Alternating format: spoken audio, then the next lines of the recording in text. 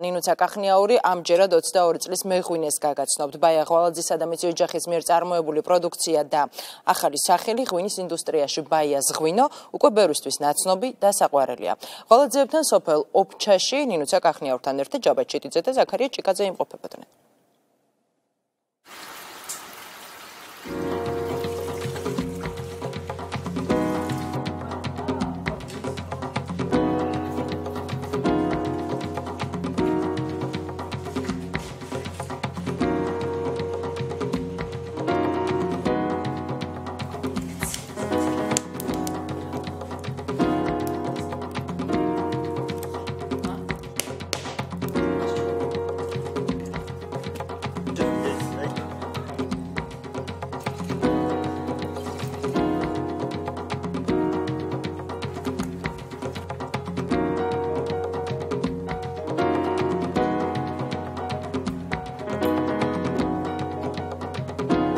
რეალურად ჩვენი ძალა აყურძენი და ჩვენი ძალა ისე ნახი და ყოველწლიურად გვაგრძნობინებს ხოლმე რომ ძლიერია და ჩვენც ვცდილობთ რომ ყველანაირად სიყვარული ჩავდოთ ამ ყველაფერში და მინდა გითხრათ რომ როცა ვენახთან ვმუშაობ რთულია რომ გაბრაზდე და რთულია რომ ცუდ ხასიათზე იყო.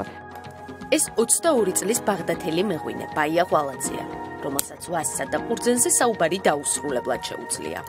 აქ სოფელ მეორე ოფჩაში ჰექტარ ნახევარზე გაშენებულ 4000 ძირ ციცქას და ცოლიკოურს ოჯახთან ერთად მეორე კლასიდან საკუთარი ხელით უვლის. ბაზის სიყვარულიც ბავშვობიდან დაიწყო. ღვინო არის დაკავშირებული და ეს ვეინახის ყველანაირი საქმიანობა არის რაღაც იმასთან რაც მიყვარს და რისი გაკეთებაც არ დამეზარება და რისი გაკეთებაც ფიზიკურად მგლის, მაგრამ ყველანაირად მივისავს მოტივაციას მიმაღლებს, ძალით მავსებს, იმიტომ რომ რო გითხრათ სიმართლე, დილის 6 საათიდან უნდა დაიწყო რაღაცების კეთება, მაგალითად ზაფხულში, როდესაც ვთქვათ საათი მოავენახი, დილის 6 საათიდან შუა დღემდე უნდა იმუშაო, მე შუა დღეს შეგიძლიათ ცოტა დაისვენო, თქვათ ჭამო და ასე შემდეგ და საღამოს ისევ 9 საათამდე იქ ხარ, სანამ არ დაფნელდება. ბაბუ, დაიმახსოვრე, რომ ის რაც ჩემში არის, სიკეთე ღვინის მიმართ ამ წიგნმა გელაშვილის დაწერილმა წიგნმა მომცა. მეღვინეობა და მევენახეობა ღვალაძეების ოჯახის ტრადიციაა. დიდი ბაბუის საქმიანობა ბაიას ბაბუამ, ბონდო ღვალაძემ გააგრძელა, რომელიც დღემდე მეღვინეობის წიგნით ხელმძღვანელობს. შემდეგ საკუთარი გამოცდილება შვილს, ზურაბ ღვალაძეს გაუზიარა. ახლა უკვე შვილიშვილის დროა. მას თავისი მუყაითის შრომით, ფიზიკური შრომითაც თქვენ წარმოიდგინეთ და თავის გონებრივი შრომითაც ყველაფერი ჩააგსოვა იმისათვის, რომ ჩვენი ღვინო იყოს პოპულარიზაცია და სახელი მოხვეჭილი. ამას რასაკვირველია, არც ღვინომ არ დაეშურა თითქოს ბაიას დამსახურება და დაუდგა გვერდში ღვინოც და ასეთნაირად გამოიყურება ამჟამად ჩვენი ღვინო. ოჯახს ყოველწლიურად 13 ტონა ყურძენი მოჰყავს. გასულ წელს ბაიამ აწარმოეს საქართველოს ფარგლებში დაფინანსება მიიღო. ღვინის ჩამოსხმისთვის საჭირო აღჭურვილობა შეიძინა და ბოთლში ჩამოსხმული ღვინოს სახელწოდებით ბაიას ღვინო უკვე მაღაზიებში გამოჩნდა.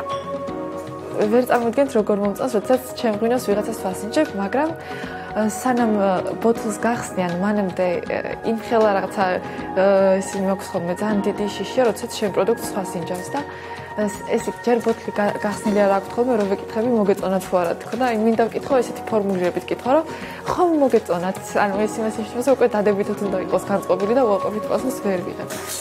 თბილისის სახელმწიფო უნივერსიტეტის პოლიტიკურ მეცნიერებათა ფაკულტეტის დამთავრების შემდეგ ახლა ილიას სახელმწიფო უნივერსიტეტში საჯარო პოლიტიკის მაგისტრატურაზე სწავლობს. ლექციებს მხოლოდ მაშინ აცდენს, თუ ვენახშია საჭირო. გული მაინც აქ, სოფლისკენ მოუწევს. აი ეს არის ნატური იმერული ღვინო. ზოგადად ჩვენ სოფელში ყავს ყველაფერი, რაც შეიძლება ადამიანს ყავდეს სოფელში. მაგალითად, ძროხები ყავს, ღორი, ქათმები, ინდაურები ასე შემდეგ. გვაქვს ძალიან ბევრი ყანა და ვენახი რა თქმა უნდა. რას პირადად მე ვაკეთებ იმას, რასაც ყოველდღიურად უნდა აკეთებდეს სოფელი გოგო. ბევრი ადამიანი ამბობს ხოლმე, რომ სოფელში ცხოვრობს და ურჩევნია თქვა საზღვარგარეთ წავიდეს და იქ უფრო მალე იშოვოს ფული და ბევრი ადამიანი ტოვებს ოფჩაშიც სახლებს და თქვენ შეგიძლიათ ძალიან ბევრი დაცარიელებული სახლი ნახოთ. მაგრამ მე ისე ვფიქრობ, რომ როდესაც სოფელში ცხოვრობ და როდესაც რაღაცის გაკეთება შეგიძლია, აქ არის ძალიან დიდი რესურსი. აქ არის ძალიან დიდი, ვთქვათ, ბევრი მიწა, ბევრი თავისუფალი ადგილია, ყველაფერი ამის რომ შენ გაიადვილო ცხოვრება, გახდე ძალიან, ვთქვათ, წარმატებული მდიდარი და ასე შემდეგ. უბრალოდ არაფერი არ უნდა დაიზარო. თუ დაგეზარება ერთი რაღაცის გაკეთება და დღეს დილით მაგალითად 6 საათი არ ადგები, მეორე დილითაც დაგეზარება და არ უნდა იზარმოთ, რაც მთავარია. სტუდენტური დასაქმების პროგრამით ბაიას თბილისში ჩამოსვლის დღიდან არაერთ რესტორანში უმუშავია. ყველგან ღვინის მიმართულებით. ერთ-ერთ რესტორანში შემთხვევით აღმოვაჩინე, რომ ბიძიას ღვინო იყო ამ რესტორანში და ვიცანი როგორ. ეს რომ დავიჭირე რაღაცა ხახელში, პირველ რიგში რაც ასოციაცია გამიჩნდა იყო ის, რომ ეს თქოს ბიძიას მარნის რაღაცა სუნი. ჩვენი ღვინო იღებს ხოლმე ესეთი ტყის ნაზსურნელს, ამბობ რომ ატმის სურნელიც დაკრავსო. და გემოქვს ზოგადად ღვინო არის ნახევრად მშრალი. და როდესაც სამა იხსნება ხოლმე მე ეს ყველა გემონე პაინაზე გრჩ შეიძლება 22 წლის ასაკში ბაია მოჯახის საქმიანობა ბიზნესად აქცია. ღვინის ინდუსტრიაში ახალი სახელი გააჩინა. იცის რომ წინ რთული გზაა, თუმცა სირთულეები არ აშინებს და სჯერა რომ დიდი წარმატება ელოდება. ბაიას ღვინო უკვე გავიდა ოფჩის საზღვრებს გარეთ და ის საქართველოს საზღვრებს გარეთაც გავა და ბაიას ღვინის ყველაფერს გააკეთებს.